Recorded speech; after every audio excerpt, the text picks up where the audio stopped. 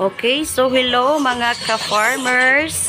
So karon sayo kay tanak matano alas 5 pa na natadiri sa ato ang baboyan kay lagi standing heat ang atong baboy gabi pa.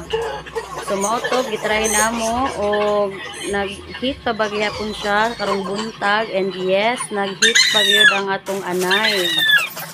So mao na to among gitry og pagawas sa iyahang cage. But unfortunately, dili siya makagawas tungod kay gamay ang space dito sa may portahan dapit. Sa mana portahan pirpahan. Okay, and then so among gitry no nga makagawas ang atong bakten anay. No, gitry nato but dili gyud siya makaigo tungod sa iyang kadako.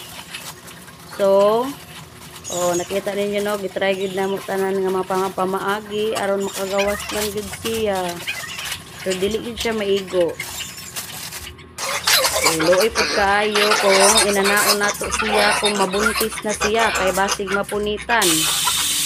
So mao to nga nag-decide ni nga tanggalon na lang ang bakal sa tubangan. Kay aron dito na lang siya paagihon. So mao to among grinder. And then, pag natanggal na ang at upat ka bakal sa front, okay, natanggal na. So, dira na lang namo paagyon ang among anay.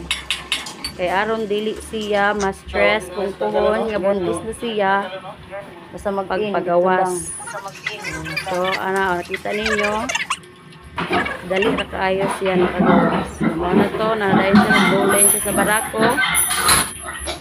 Kana dayon nagatik-atik dayon na silang duha. No, nanguyab na ng barako sa iyaha dayon. Tota disugot ra pod ang among anay kay nagpa-cute-cute pa to siya kadali. Okay. So, kani day among barako is first time niya nga naa siya takalan. No, virgin pa ng among barako. So kana ang naka-virgin sa iyaha. Sana all. Okay. So mo to gilalayan pa siya no kay di pa siya kabalo. Merong bread sa atong bor, pitring farmers. Ani 5 days gikan pag lutas. Pak. Okay. So, dugay kayo siya na human mga ka-farmers. Siguro mga 7 minutes adisor siya na human.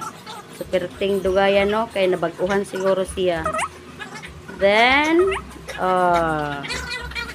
after at na, nahuman ragid na siya. Nahuman na. Okay. So, niundang na siya. Gunaon na siya ron diraan. Okay, so successful ang atong natural breeding today.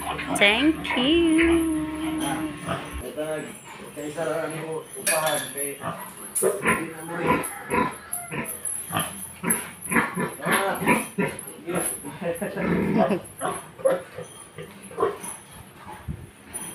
Nya tanan na sulod sa paturan ta pa na. Amot ba? Giluyahan lagi ra.